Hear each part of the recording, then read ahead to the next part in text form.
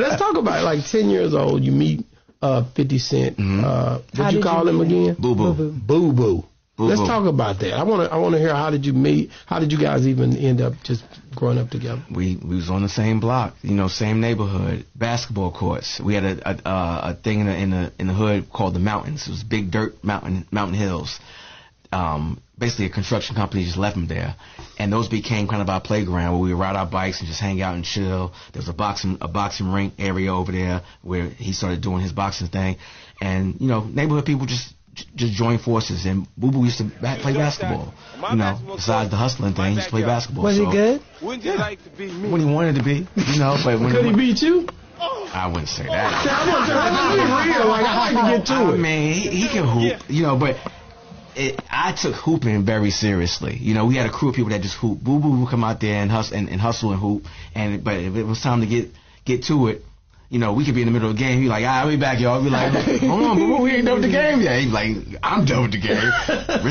Respect. So, obviously, he became the global icon that he is. We lost contact with each other, but we've always, anytime we bumped into each other, it was always nothing but love. My mother and his grandmother went to church together, so there's a connection there. When he did the big event for his grandfather and grandmother, where they did their anniversary and renewed their vows, my mother was at his house in Connecticut. Wow. The Mike Tyson house. So that connection's always been there, and we didn't even know it. I showed, when we went on tour, I showed him pictures of his grandmother that he never seen before. He was like, I said, yeah, this is Miss Bueller right here. He's like, that's your mom's? He's like, I sat down and talked to her for like an hour. I was like, yeah. So that synergy's always been there without us even knowing it. So one of the things when we reconnected in 2018/2019, first thing he was like, what you got going on? Because Boo Boo don't know DJ Chaotic. He knows Kareem Thompson from Southside. Yeah. So when I joined forces with him, everybody's introducing him like, this is Chaotic. And he was like, who?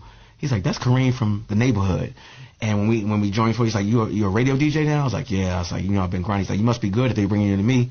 And we just joined forces, connected, and nevertheless, I watched as a fan, as a kid from Southside, watching somebody live out their dreams. And when you come from where we come from, and you see somebody take it to that level, it's beautiful just to watch and see. And that was the conversation I had when we first reconnected. I was like, I'm just paying you flowers. Like, I'm proud of you.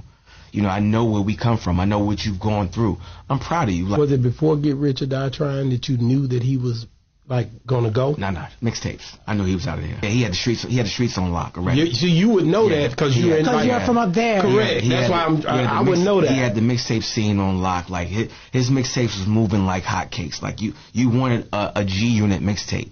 Point blank. Period. 50 Cent, Tony Yayo. You wanted that because that's what the street. Anybody in their car, you roll the window down, you hearing 50.